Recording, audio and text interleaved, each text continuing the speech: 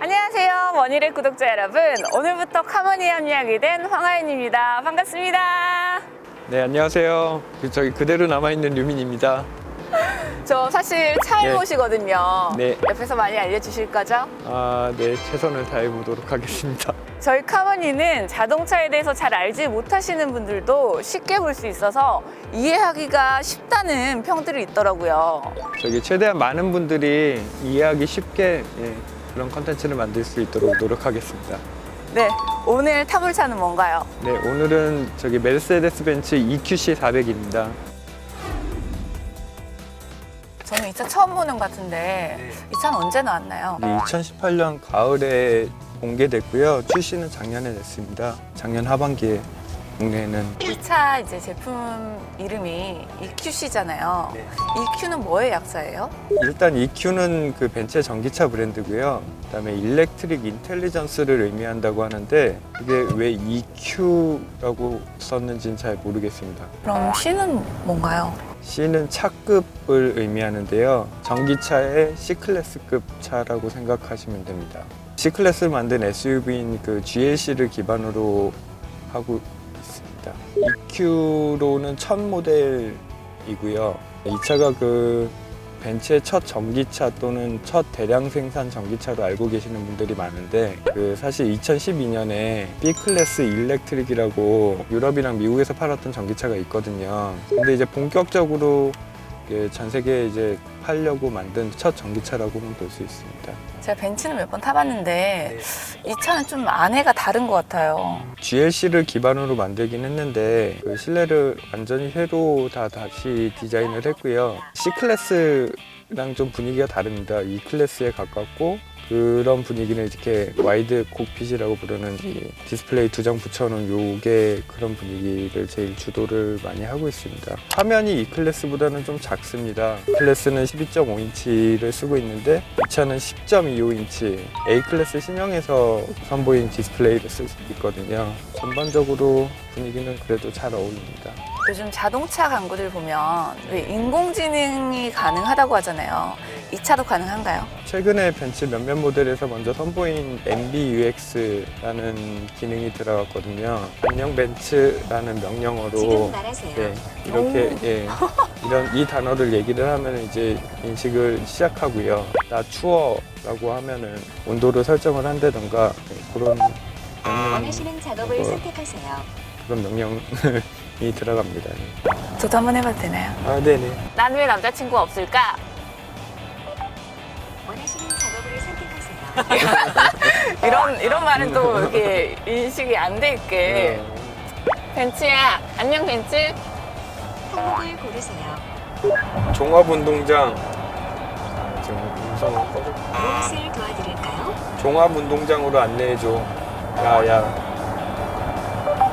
해당 번호나 이름 또는 주소를 말해 목적지를 선택하세요. 됐어. 연결이 돼 있거든요. CD랑 비슷하다고 보면 되는데 광범위하게 받아치진 않는 것 같아요. 그리고 이 차는 전기차라서 충전과 이제 출발 관련한 명령어도 알아듣거든요. 그래서 뭐 몇 %까지 충전해줘랄지, 그다음에 내일 아침에 8시에 출발할 거야라는 명령으로 이제 아침에 그럼 그 시간에 맞게 차 실내를 온도를 맞춰놓는다든지 그런 기능도 이제 음성 인식으로 작동할 수 있습니다. 근데 제가 봤을 때는 이런 대시보드라든지 송풍구 디자인이 좀 유독 다른 차랑 좀 다른 것 같거든요. 좀 특이하다고 해야 될까요? 송풍구 요 디테일도 좀 다른 벤츠랑 다르고요. 이렇게 이런 로즈골드, 구릿빛 이런 색깔 페인트들이 들어간 것도 특징이고, 그다음에 일단 대시보드의 재질 자체도 그간 벤츠에서는 볼 수 없었던 약간 독특한 패브릭을 썼더라고요. 여기 은색 핀 들어간 거, 이것도 이제 전자기기 방열판, 아무래도 전기차다 보니까 그런 거를 좀 형상화한 것 같습니다. 운전감은 좀 어떠세요? 사실 전기차라고 하면 좀 잘 안 나갈 것 같다, 약간 좀 그런 생각이 있잖아요. 보통 전기차는 그냥 일반적인 내연기관차보다 가속 감각은 좀 매끈하고 좀 더 힘이 있는 편이에요. 최고 출력이 408마력이고 최대 토크가 78kg/m인데요. 모터도 이제 앞뒤 2개가 들어가고 가속 감각은 지금 웬만한 이 차의 기반인 GLC들보다 훨씬 더 경쾌합니다. 평소에는 이제 그 앞에 전기모터 앞쪽 전기모터가 주로 이제 주행을 하다가 이제 힘이 더 필요할 때 이제 뒤쪽 모터가 개입되는 그런 설계로 구동됩니다. 전기차는 또 연비가 굉장히 좋을 거 아니에요. 연비가 얼마나 되나요? 전기차에서 제일 중요한 거는 한 번 충전으로 몇 킬로미터를 달릴 수 있느냐, 주행 가능 거리일 텐데요. 국내 인증 기준으로 309km를 달릴 수 있습니다. 배터리는 80kW고요. 고속 충전으로 40분 만에 이제 80%까지 충전할 수 있다고 하더라고요. 또 하나 제가 또 궁금한 게 생겼습니다. 사실 지금 전기차잖아요.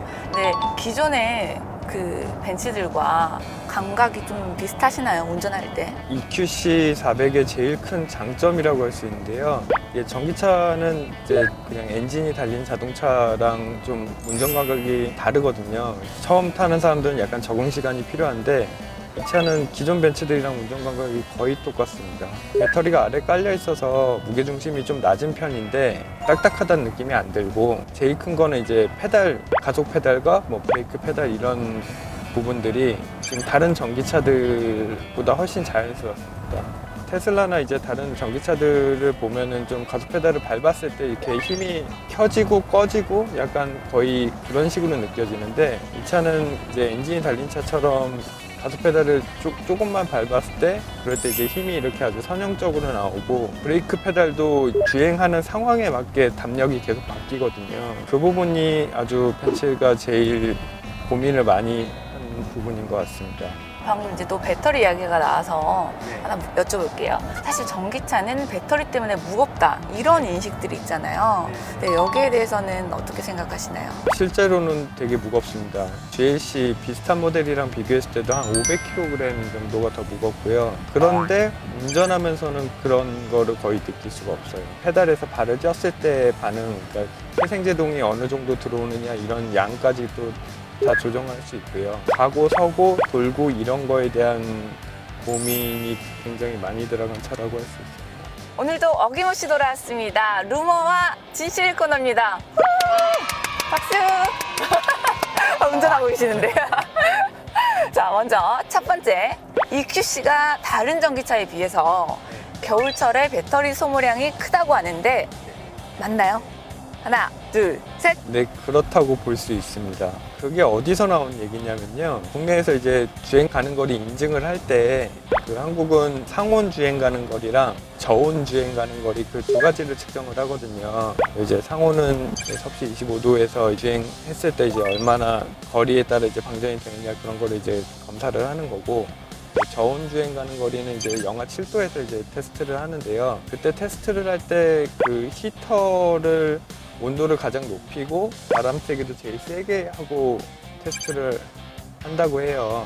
전기차는 그 내연기관 자동차랑 다르게 열을 만들어내야 되거든요. 내연기관차는 엔진에서 나오는 열을 이용해서 실내를 난방을 하는데, 전기차는 이제 따로 그렇게 끌어올 열이 없으니까 열을 만들어서 그 열로 이제 실내를 난방을 하거든요. 그래서 에너지를 많이 쓸 수밖에 없어요.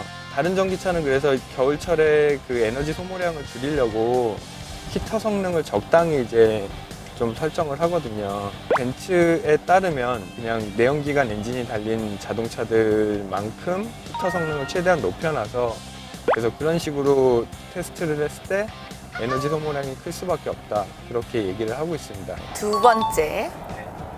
빠밤. 가성비가 코나 전기차보다 못하다라는 말이 있더라고요. 어떻게 생각하시나요? 코나를 가성비로 이길 수 있는 차가 별로 없을 것 같아요, 국내에서. 사실 벤츠가 가성비 보고 사는 차는 아니니까, 가성비로 따지면은 뭐 전 국민이 다 뭐 물론 이제 차 크기나 용도나 이런 게 다르긴 하겠지만 전부 코나를, 투싼이나 산타페를 타겠죠. 그렇군요.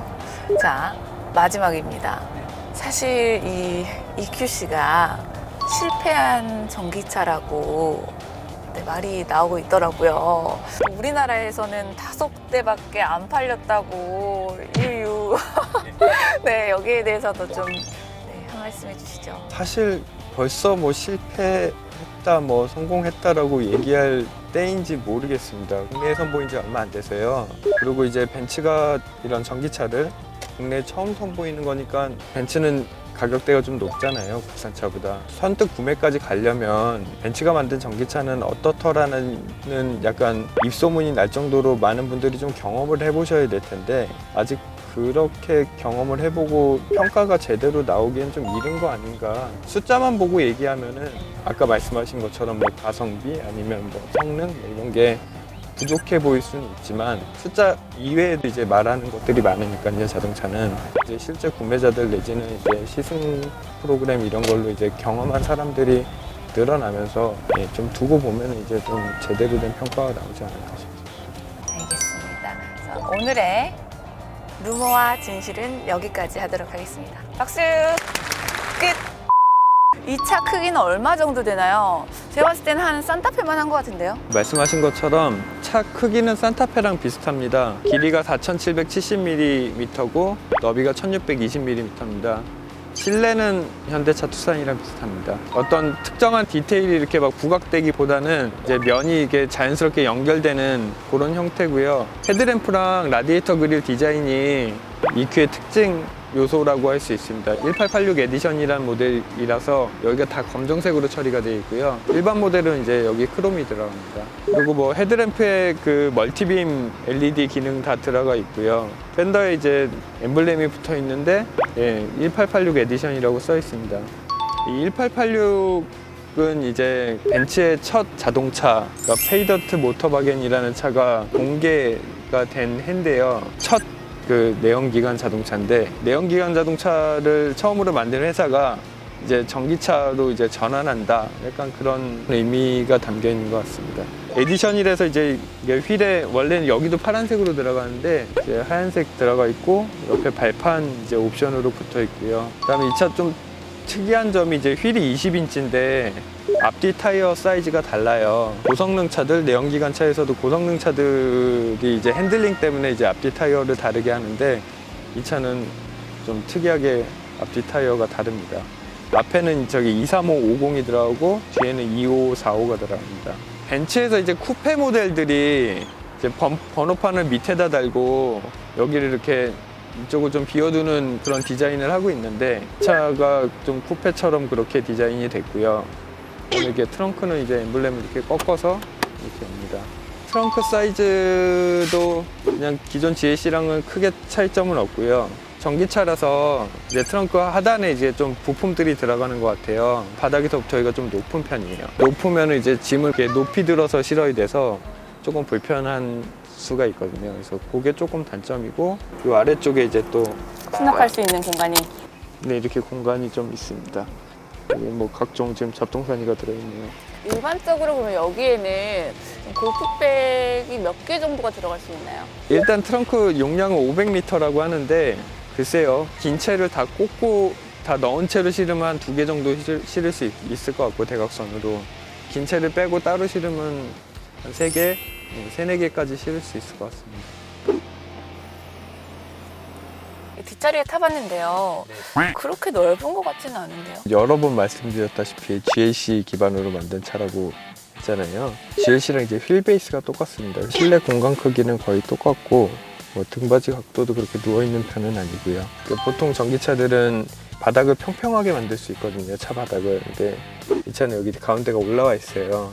여기 가운데 사람이 앉았을 때 좀 불편하겠죠. 너비나 뭐 앉았을 때 느낌이나 그냥 성인 2명이 그냥 앉을 수 있을 정도?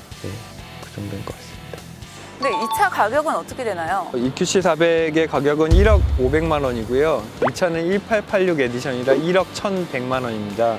아까 가성비 때 말씀하셨던 코나 전기차가 4,500에서 5천만 원 정도 하거든요. 이 차랑 비슷한 크기의 차가 나온다면 이제 5천만 원이 넘을 거고 그렇게 따지면은 프리미엄 브랜드고 가격 차이, 그간 국산차와 수입차의 가격 차이를 생각하면은 선정 자체는 뭐 그렇게 높게 된 거는 아닌 것 같습니다.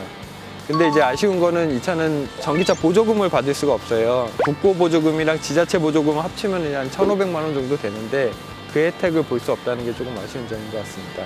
1억이면 가격이 굉장히 비싼 거죠? 이 차가 이제 주행 감각 같은 게 이제 AMG GLC 43이랑 비슷하거든요. 그런 가속 성능을 느낄 수 있고 전기차에서 충전이 좀 불편하긴 하지만 유지비가 이제 기존 자동차의 10% 수준 정도밖에 안 된다는 걸 감안하면은 그렇게 비싸다고 할 수는 없을 것 같습니다.